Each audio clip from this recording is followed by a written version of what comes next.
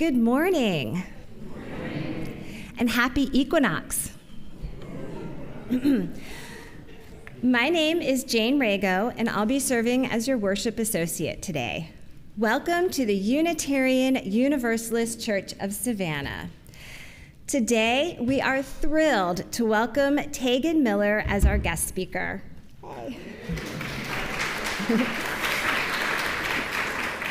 Tegan is a Kentucky girl who recently found her way to Savannah, Georgia, by way of New York City. Tegan utilizes her broad skill set in a number of exciting ways. She is a highly sought-after conductor and educator. She teaches private voice lessons through her own company, MTC Vocal Academy, which is Savannah's premier boutique voice studio and helps singers of popular music take their voice and their storytelling to the next level.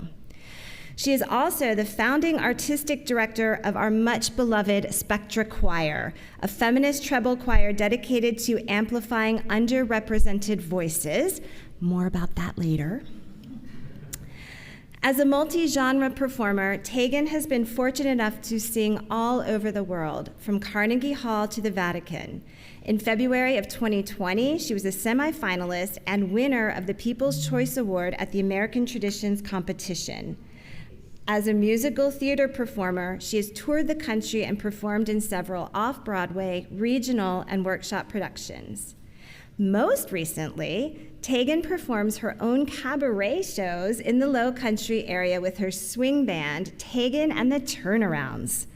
This October, she will be a featured soloist in the Hilton Head Symphony Orchestra's Symphony Under the Stars.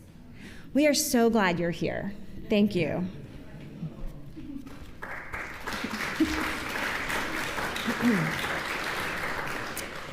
Here at the UU Church of Savannah, we are working to build a diverse, multicultural, and beloved community.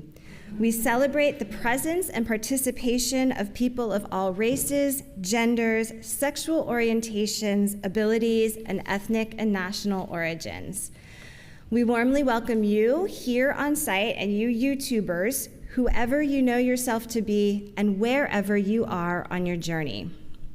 If you're visiting with us this morning and you would like to introduce yourself, please rise or raise your hand and Martha will bring a microphone so our YouTube friends can hear you. Are there any visitors on this side who would like to introduce themselves?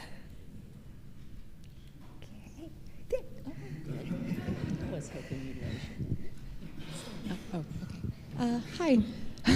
My name is Cecilia Van Royen. I just moved here from the Maryland suburbs of DC last month with my husband. I'm a therapist, and I don't know, I like being outside in pretty places and playing with my dogs. Welcome. Are there any visitors on this side of the congregation? Hold it like an ice cream. Hello, I'm Asaf Gleisner. I'm also Tegan's husband, here to see her, support her, and I love this community and the city. It's really awesome. Yeah. Welcome.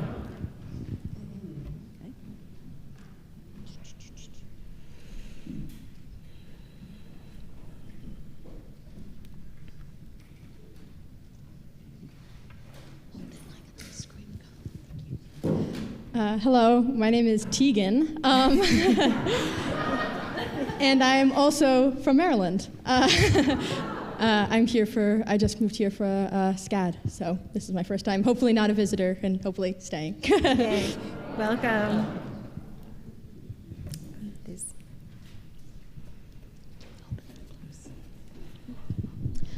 Hi, my name is Julie Sonnenberg-Klein, and this is my husband, Ben. And I was a member here maybe 15 years ago, and I now live in Atlanta, so it's a little coming back to visit. Welcome. Okay. If you are looking for a new faith community, we encourage you to visit several times to get a feel for our worship style and our approach to matters of faith and religion. And it's so good to have you all with us today. Please join us in Ron Hall after the service for refreshments. You'll find Ron Hall by just following the very thirsty and hungry crowd out the doors. You can go out this door, that door, ask Martha or Roger, our ushers, for help. After our children's story, we do sing a short response, and the lyrics are printed in your order of service. And there are 2 cards in the back of the pew in front of you to help us gather information for the good of our community. You can use the QR code on the Rainbow Chalice card to sign up for our newsletter and receive a welcome letter from our minister. Or if you prefer, you can always fill out the card by hand.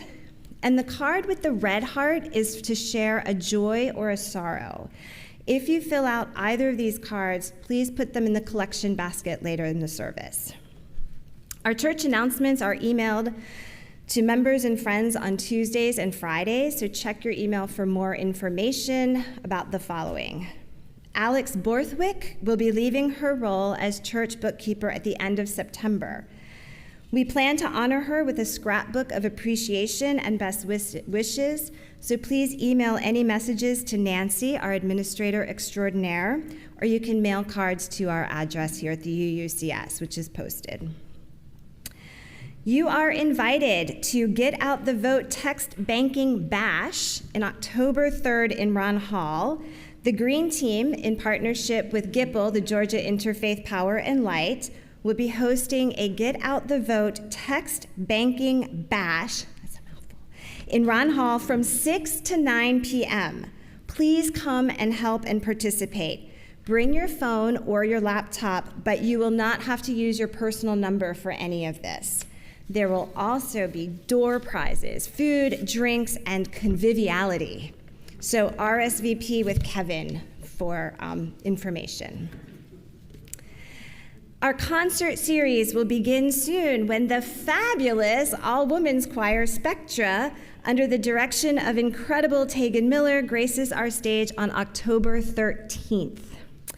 Judy Deinhardt will be selling sponsorships today and next week in Ron Hall. A measly $200 gets you 2 passes for all 6 of the concerts this year. Okay.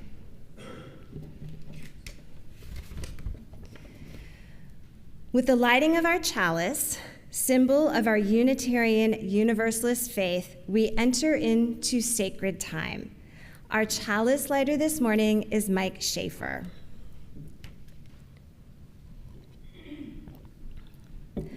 Our chalice lighting words are by Karishma Gottfried.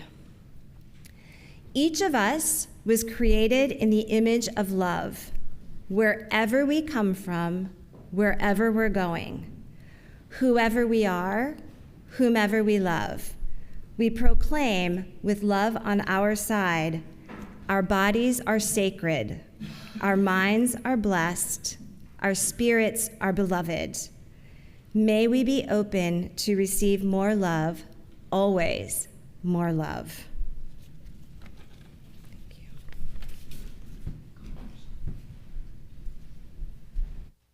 Everybody.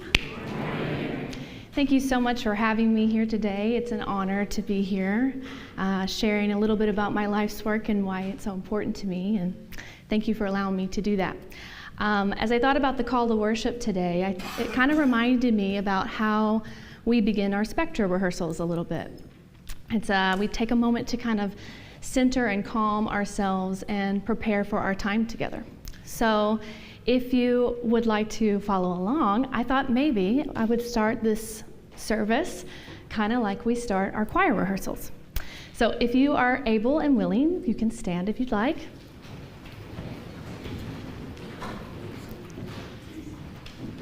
And we're just going to take a breath in together and out.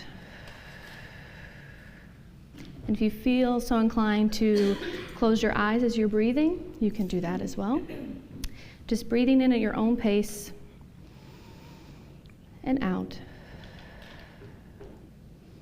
Go from getting here to being here. Maybe notice how the air is moving through your body, how it's moving out.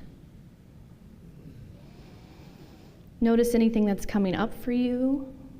Is there any tightness in the body or stiffness? Or does it just feel like you need to move something?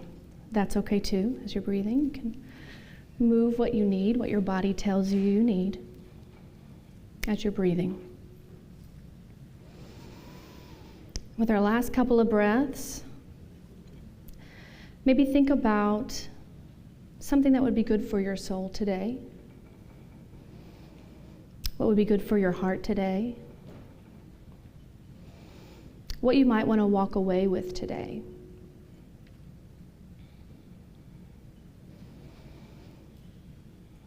And we'll take one more breath in together. And just shush it out. Shh.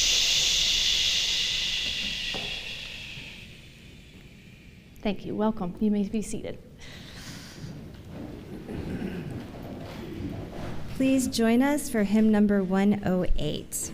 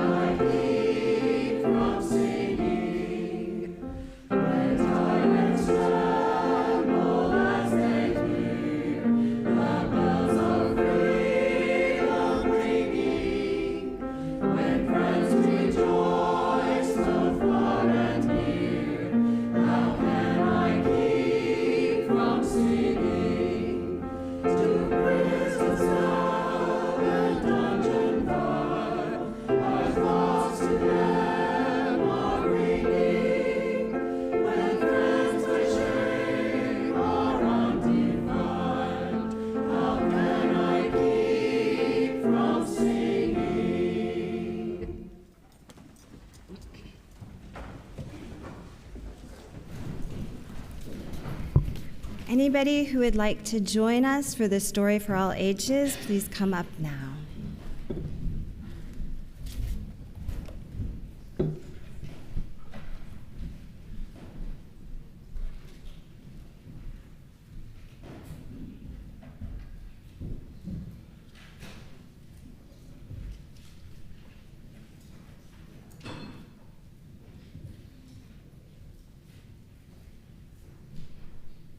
Hear me? Yes. Okay. Today's story is called The Paper Bag Princess. Isn't it great? Elizabeth was a beautiful princess. She lived in a castle and had expensive princess clothes. She was going to marry a prince named Ronald. Unfortunately, a dragon smashed her castle, burned all her clothes with his fiery breath, and carried off Prince Ronald. Elizabeth decided to chase the dragon and get Ronald back. She looked everywhere for something to wear, but the only thing she could find that was not burnt was a paper bag. So she put on the paper bag and followed the dragon. He was easy to follow because he left a trail of burnt forests and horse bones. Finally, Elizabeth came to a cave with a large door that had a huge knocker on it. She took hold of the knocker and banged on the door. The dragon stuck his snoot out of the door and said, "Wow, a princess. I love to eat princesses, but I've already eaten a whole castle today and I'm very busy, so please come back tomorrow." So he slammed the door so fast that Elizabeth almost got her nose caught. Hi, come on, welcome. Elizabeth grabbed the knocker and banged on the door again. The dragon stuck his nose out and said, "Go away. I do love to eat princesses, but I've already eaten a whole castle today. I'm very busy. Please come tomorrow." "Wait," shouted Elizabeth. "Is it true that you are the smartest and fiercest dragon in the whole world?" "Yeah," said the dragon. "Is it true," said Elizabeth, "that you can burn up 10 forests with your fiery breath?"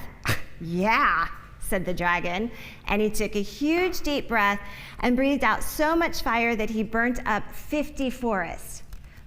But all the squirrels were okay. They left. "Fantastic," said Elizabeth, and the dragon took another huge breath and breathed out so much fire that he burnt up 100 forests. "Yeah. Magnificent," said Elizabeth, and the dragon took another huge breath, but this time nothing came out. The dragon didn't even have enough fire left to cook a marshmallow. Elizabeth said, "Dragon, is it true that you can fly around the world in just 10 seconds? "Oh, yeah," said the dragon, and jumped up and flew all the way around the world in just 10 seconds. He was very tired when he got back, but Elizabeth was like, "Wow, do it again."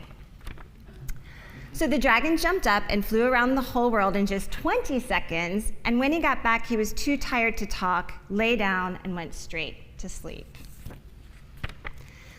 Elizabeth whispered very softly, "Hey, dragon." The dragon didn't move at all. She lifted up the dragon's ear and put her head right inside. She shouted as loud as she could, "Hey, dragon!" The dragon was so tired, he didn't even twitch. Elizabeth walked right over the dragon and opened the door to the cave. There was Prince Ronald. He looked at her and said, "Elizabeth, you are a mess. You smell like ashes, your hair is tangled, and you're wearing a dirty old paper bag. Come back when you're dressed like a real princess." "Ronald," said Elizabeth, "your clothes are really pretty and your hair is super neat. You look like a real prince, but you are a bum. They did not get married after all, and that is your story."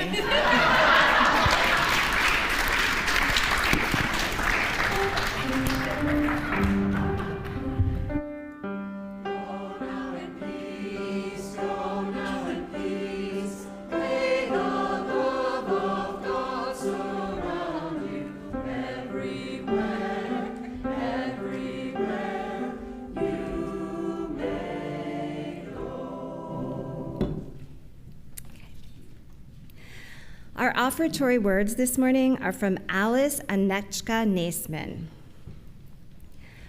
Let us take a moment to honor the ancestors of this church, the people who first came together to create a home for a liberal religion in Savannah, Georgia, who worked to raise money for our building, who sat in committee meetings and created bylaws, who chopped and marinated and baked for potlucks, who painted, weeded, and pounded nails and washed countless dishes, who gathered to worship, to learn, to grieve, to heal, to serve, to build justice, and transform their lives in this world.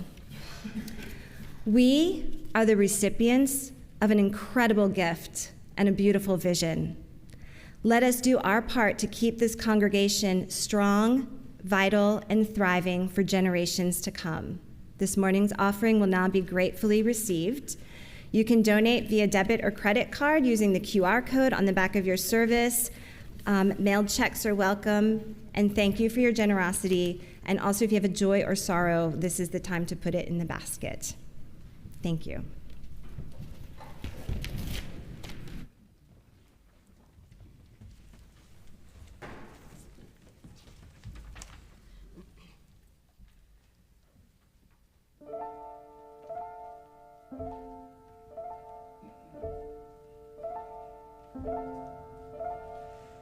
Music is in all growing things, and underneath the silky wings of smallest insects there is stirred a pulse of air that must be heard.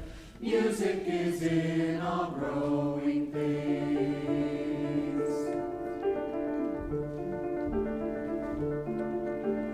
Music is in all growing things, where silence lives and throbs and sings. It flows from the vibrant strings of their poor heart, a measure flings. Music is in all growing things.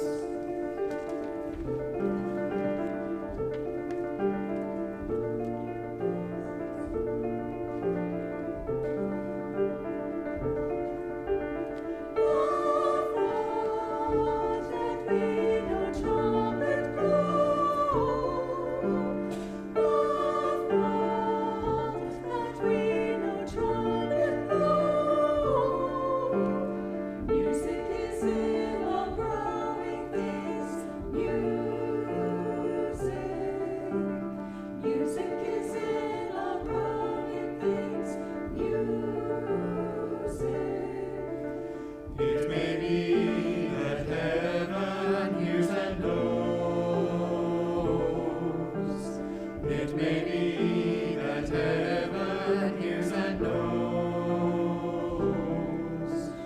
It may be that heaven hears and knows. It may be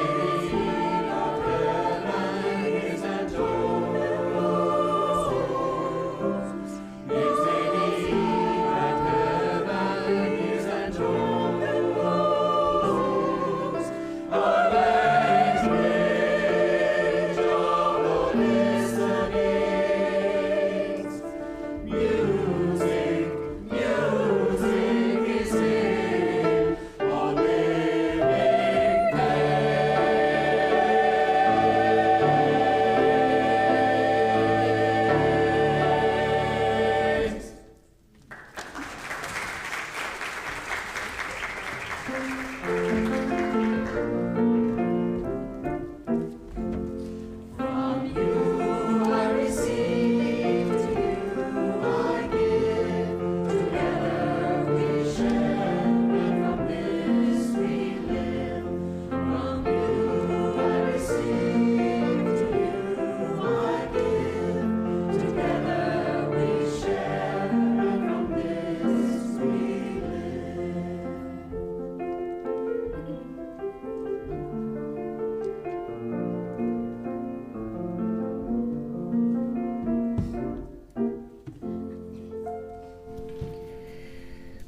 We have a few joys and sorrows this morning.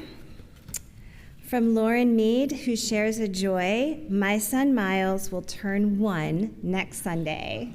Happy birthday.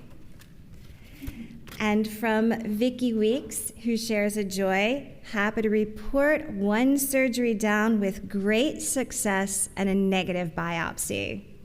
Yay.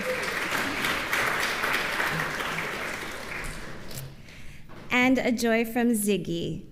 My mom used to read me Paper Bag Princess. It was one of my favorites. Thank you. Good.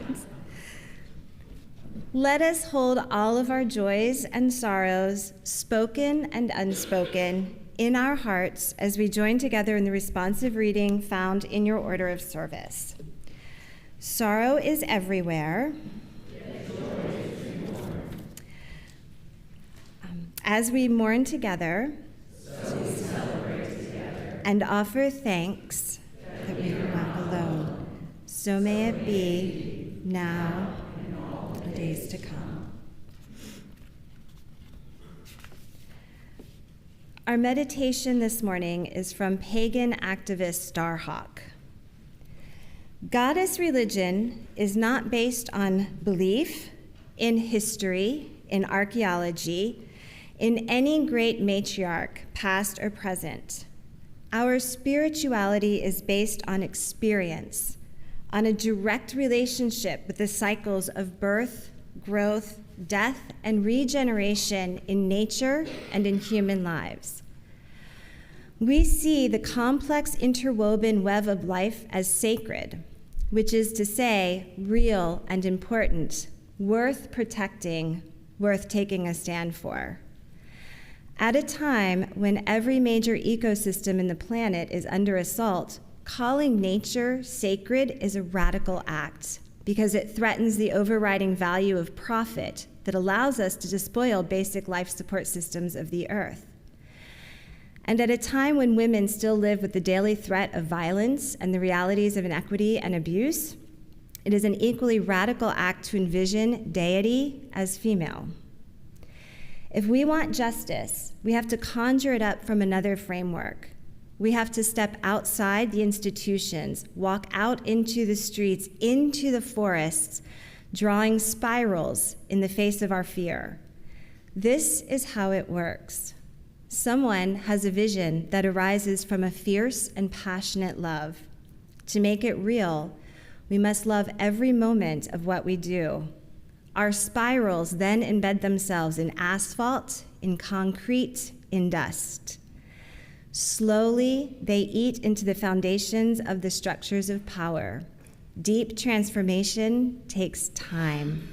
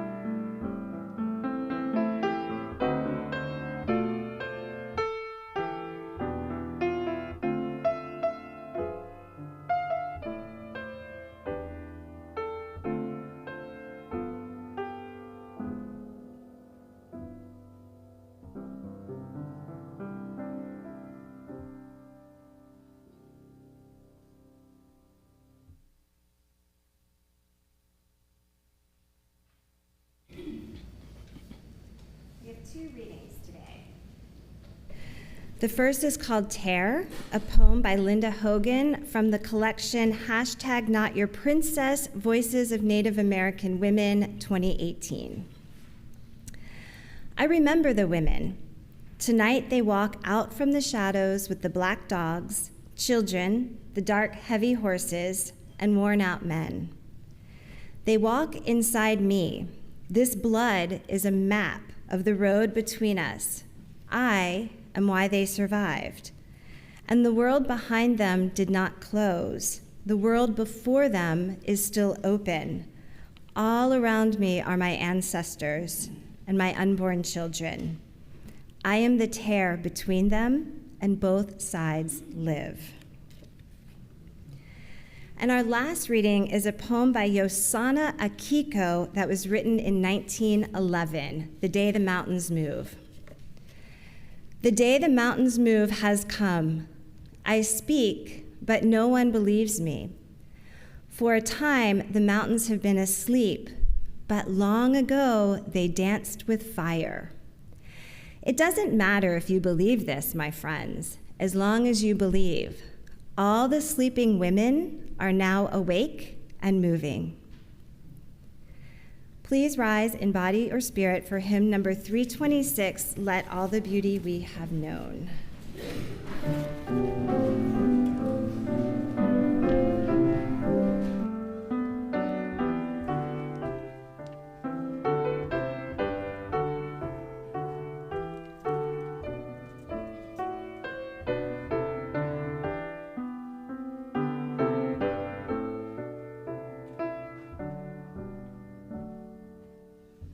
Let all the beauty we have known illuminate our hearts and minds. Rejoice in wonders daily shown, in faith and joy and love that binds.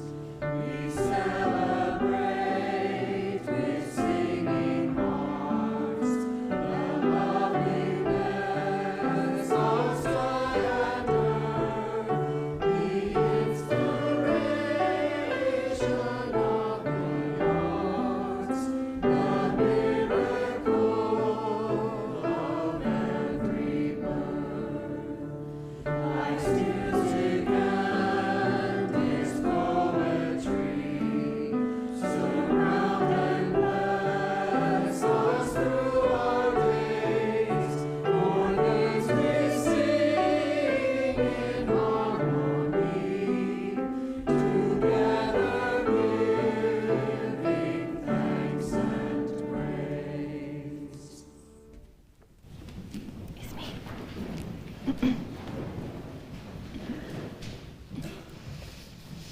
Hello again. Thank you for participating in some of our Spectra Choir ways earlier. And now that you're basically honorary members of the choir, maybe I can tell you a little more about us so you know what you're getting yourselves into. We are a feminist treble choir, as Jane said. We're dedicated to amplifying underrepresented voices in the repertoire we choose, the causes we support, and the community we create. Treble meaning higher voices for my new to choir folks in the room. We are open to all women and gender nonconforming singers who are comfortable in the space that centers the experience of women. That knocks some of you out, I'm afraid, for now. But there is a hope of starting an all-gender SATB choir one day as well, so stay tuned. But above all, we value the ever-changing, beautifully colorful, human voice and spirit. And each of these ever-changing, beautiful, colorful humans fall on a myriad of their own spectrums, all at different points, scales, and hues. And yet we all come together, differences celebrated, to create something magical. A collection of spectra, if you will. Creating a choir like this was inspired by many different things. I often say I believe everything I have learned and everything I have experienced, every job I've had, has led me to this point. And other than my lifelong love of singing and eventually singing in choir, it actually all started with my disdain for the UK women's choir. Because of my botched sight reading audition going into freshman year of my undergrad, I wasn't admitted into the advanced SATB, or mixed voice choir. This devastated me because, well, I was 18 and small things felt a lot bigger then than they do now. But also, up until this point, this is what I had learned. The SATB choir was the good choir. It's where all the best singers were. And the treble, or the women's choir, was the dumping ground for all the young women who weren't strong enough musicians to be in the SATB choir.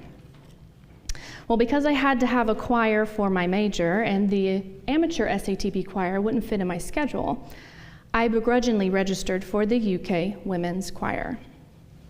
I showed up that Tuesday for the first rehearsal as Judge Judy herself, with a large chip on my shoulder. But after that 1 hour and 15-minute rehearsal, I left re-energized, excited, and most of all, humbled. Dr. Lori Hetzel, the director of this choir, and soon-to-be mentor of mine, created a space that was kind and welcoming, that felt safe to try, safe to stumble. And this didn't just come from her. It came from all the other members of the choir, of the student leadership that was in place, through the music we sang. As we all ended that first rehearsal with the women's choir tradition song, Blessing, I found myself wanting to be a part of this community, this sisterhood, something that was bigger than my ego, bigger than my preconceived notions of what a good musician is, bigger than the patriarchal beliefs that were ingrained in me of what making music with other women could be like, what making music in general can be like. Dr. Hetzel asked for our opinions and respected them. She encouraged us to collaborate with one another inside and outside of the rehearsal room. And most of all, she loved every one of us just as we were, a true example of matriarchal leadership.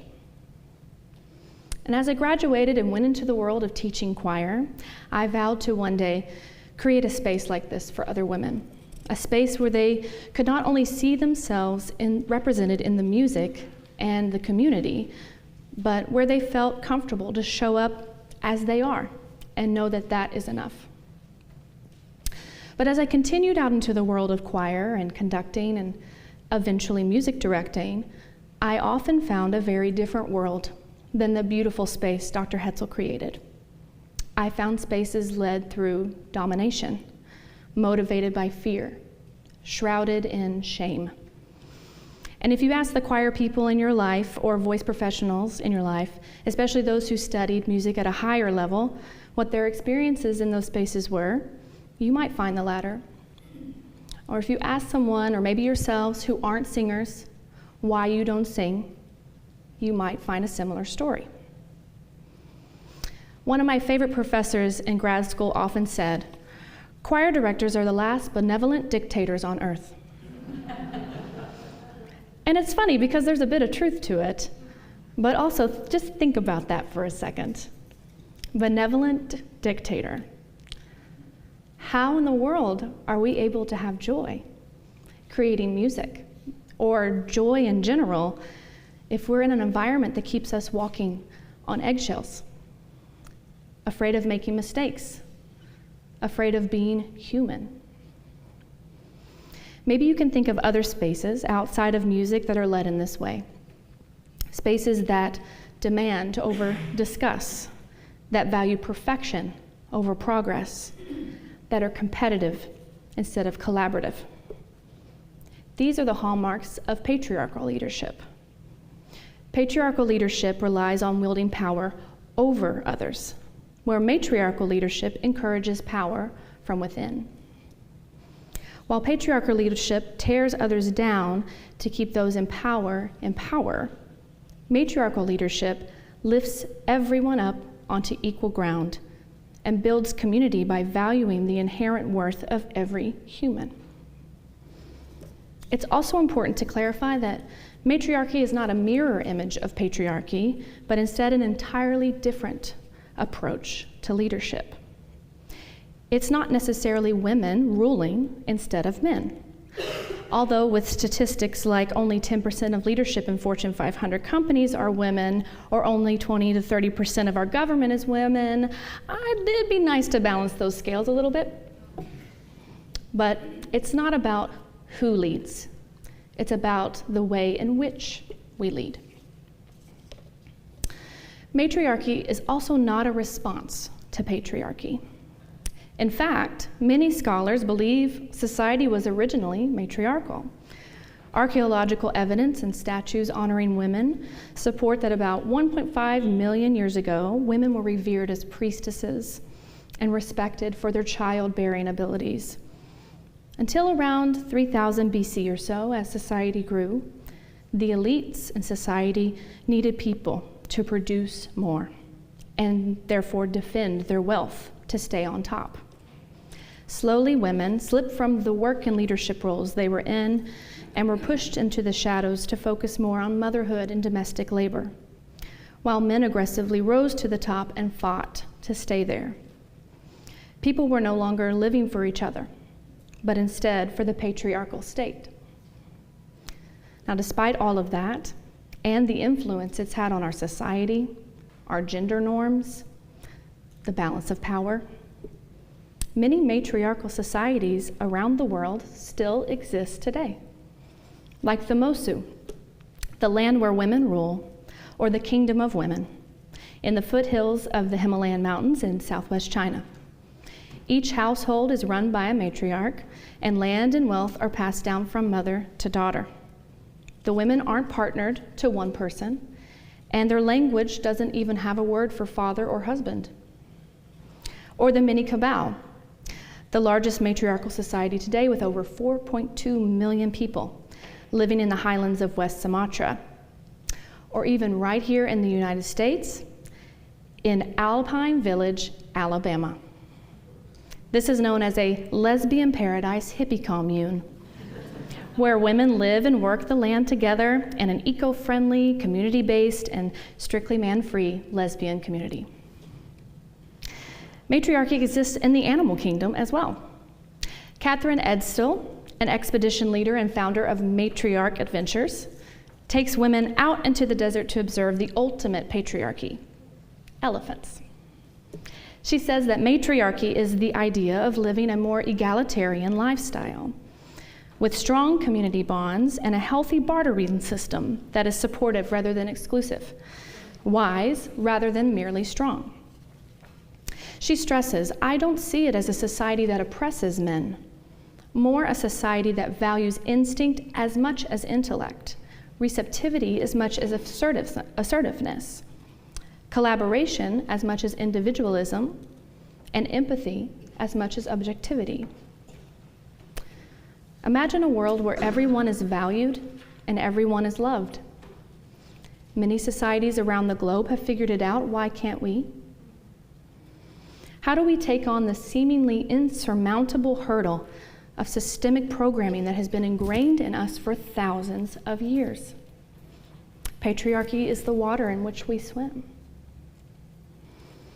As I was sitting in these patriarchal choral spaces as a leader and a participant, I kept asking myself, why does it have to be this way? Why has music making become so rigid and fearful and shameful? It's not that serious, y'all. It's just singing. It comes as easy to us as loving one another. So I decided it doesn't have to be that way, at least in the spaces that I can create around me. I may not be able to single-handedly topple an authoritarian government or completely erase patriarchy with song, but I can start with me, lead with love, and hope it ripples out. In Spectra, our priority is each other, collaborating, creating a sisterhood. There's no room for competition because we are all on the same team. It's not that the music making is secondary or subpar. It doesn't take a back seat to the community building. In fact, it drives the bus. It's the vehicle in which we connect. I spend countless hours scouring the internet and various resources to find repertoire that not only aligns with our mission, but allows our singers to see themselves in it, to feel inspired and empowered, to feel connected to one another. Our tradition song is called "Oh Sister," which you'll hear on October 13th, by the way. And it has texts like, "Oh sister, rest your aching heart, come and sit with me. Let it be our voice, our song, to keep us steady through the storm." We all subscribe to community agreements at the beginning of the semester that reminds us how to take care of one another. For example, in Spectre Choir, we are kind to ourselves, our voices, and each other. We always assume positive intent. We are open to changing perspectives as we learn from one another. We understand that intersectional feminism means that all of us have elements of privilege and marginalization. We understand that intention does not negate impact, and we strive to do better. We also strive to be an ask environment as opposed to a guess environment. This looks like directly asking for what you need instead of dropping hints to have someone guess what you need. We take pride in working hard on something together, and we love each other up to where we all need to be. And these humans work hard, I tell you that. Each semester, I challenge them just a little bit more, and they always rise to the occasion. We have singers in our choir who have multiple degrees in music, and we have singers who have never sang in choir a day in their life, and everyone in between. And by concert time, they're always ready. And I used to say, "I don't know how it happens, it's incredible." And it is incredible, but I know how it happens. It happens because we value progress over perfection. Because we understand that mistakes are not only inevitable, but integral to learning. Because of the encouraging environment we have cultivated to allow singers to not only learn their music, but have joy in doing so. We don't feel the need to apologize for our mistakes or ask what I lovingly refer to as choir questions, or statements disguised as questions. Do you want the altos to cut off on beat 2 or 3? Well, Susan, you are a soprano, so... We even have a Mistakes Are Cool trophy. And now you'll often hear singers just shout out, "Mistakes are cool," because they are. I know our singers will not only correct those mistakes, they'll want to. Because they know I will also never shame them or shout at them for making them. Because this is how we learn. Spectre singers also have many resources at their fingertips to help facilitate their learning that doesn't just include me. We value collaboration over competition. We have section leaders who are available for questions and extra help. We have singing circles where we break off into sections together and ask, where can we be more together as a group? And we encourage our singers to use their voice and ask for what they need. And most of all, we have a communal goal and a deep desire to support one another toward that goal. And to achieve our goals, I don't feel the need to demand or dictate what I think our singers should do or sound like. They know, and I trust them. I just help guide them and offer options so that they can discover what works best for them, encouraging their power from within. So how does that work, you ask? Well, you are honorary members after all, so let me show you. If you'd like to, you can stand. You can also sit, whatever you feel comfortable. You're like, oh no, is she gonna make us sing? Yes. I heard you singing on the hymns. You sound beautiful. Okay. So this is an exercise we often start with at the beginning of rehearsal. We always start with about a 30-minute voice lesson, because I'm also a voice teacher, as you heard, and it's another thing that's important to me to incorporate in the choral setting to help further my singers find their agency of their voice, right? So this is a buzzing exercise. I'm going to demonstrate it for you, and then I'm going to give you some options, okay? So it goes like this.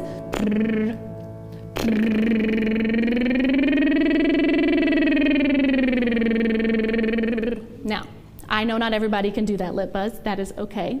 You can choose that one. Another option is a V sound, or a Z. Pick whatever you like. And feel free to mix it up and try different things. Here you go. 1, 2, ready, go. We're gonna move up and do that again, yeah.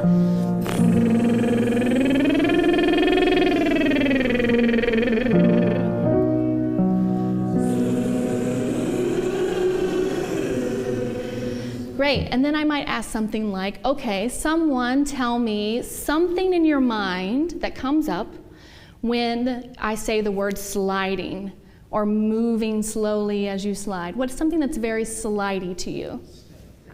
A snake. What is it? Bluegrass. Kentucky bluegrass. Kentucky bluegrass. I like you. What else? What's something else that moves and slides slowly? Rivers, snakes. Any objects come to mind? Trombones. We get that one a lot too. Okay, so now you have some options, right? You have the image of a snake slithering, of maybe through the Kentucky bluegrass, right? You have the image of a river moving. You have an image of a trombone slide, right?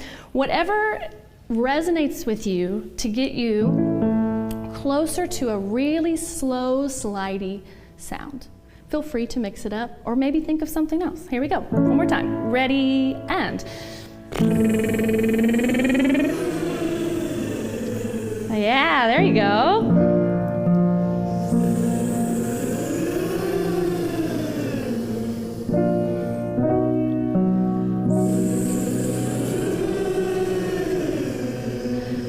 Nice. Just curious, did anybody switch their buzz up as they went along to something different?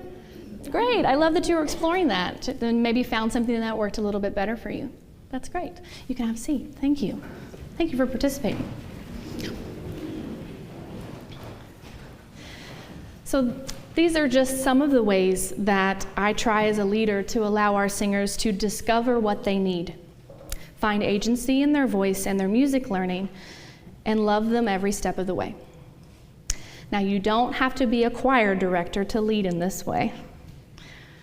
How can you build community and lead with love in the circles around you?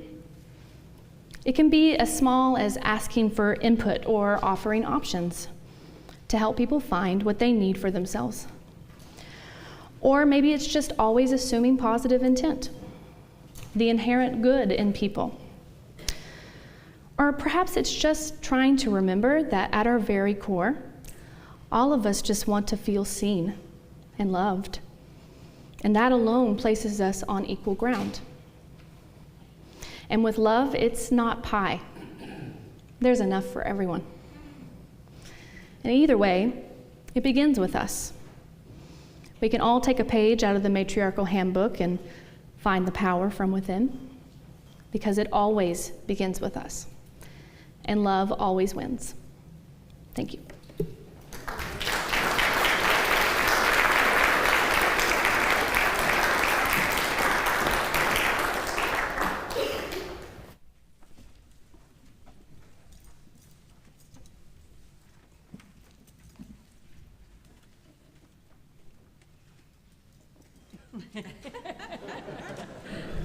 Please stand as you're willing and able for hymn 118, This Little Light of Mine.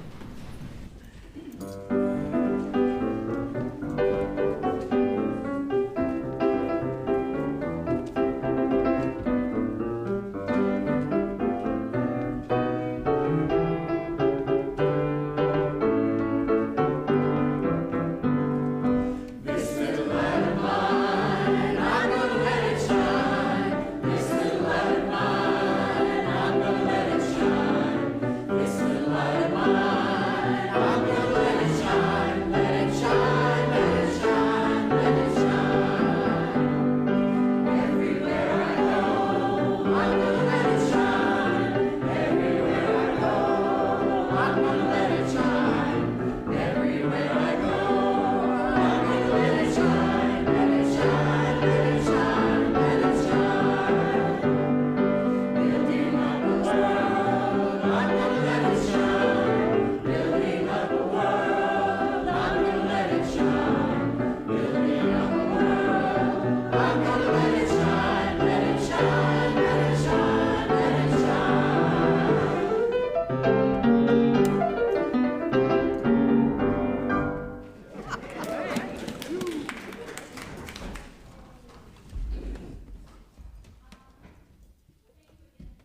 me. And before we close together, I just wanted to remind you of a couple things. I don't know if you heard about it. On October 13th, we're having a concert here. So if you'd like to join us, we would love to have you. And tickets are on sale now. They recommend getting them early because they might sell out. So we hope to see you there. That concert's called Kaleidoscope Heart. And if you like what you hear there, you can come to our big concert in December 14th, and that's at 3 p.m. at Asbury Memorial Church. And that concert's called The Womanhood in Me. And you'll hear a lot of the similar themes that we were talking about today in that concert as well. I also wanted to offer, if you are a singer, or maybe you love singing and haven't found a place to do so yet, or maybe you currently sing and you want to sing more and you want to find a community doing that. You also are a woman or a gender nonconforming singer who's comfortable in a space that centers the experience of women. We'd love to have you. Please come and join us. We take new singers in January, and we have another concert in May. So if you are interested in that, you can go to our website if you don't get a chance, or you can come talk to me after the service today, and I'd be glad to point you in the right direction. And then as we close together, I thought we would just sing a little song that will be featured on that concert on October 13th. If you want to get a leg up, and know a little bit. But also it's very applicable to what we were talking about today. It's from the Justice Songbook. You might have sung some songs from that here as well. The composer who wrote it is called, named Abby Batinas, and it's called Love is Love is Love is Love. So I'm just gonna teach you a little part of it. I'll sing a little bit, and you just sing it back to me, okay? It goes like this. Love, love, love. All we need is love.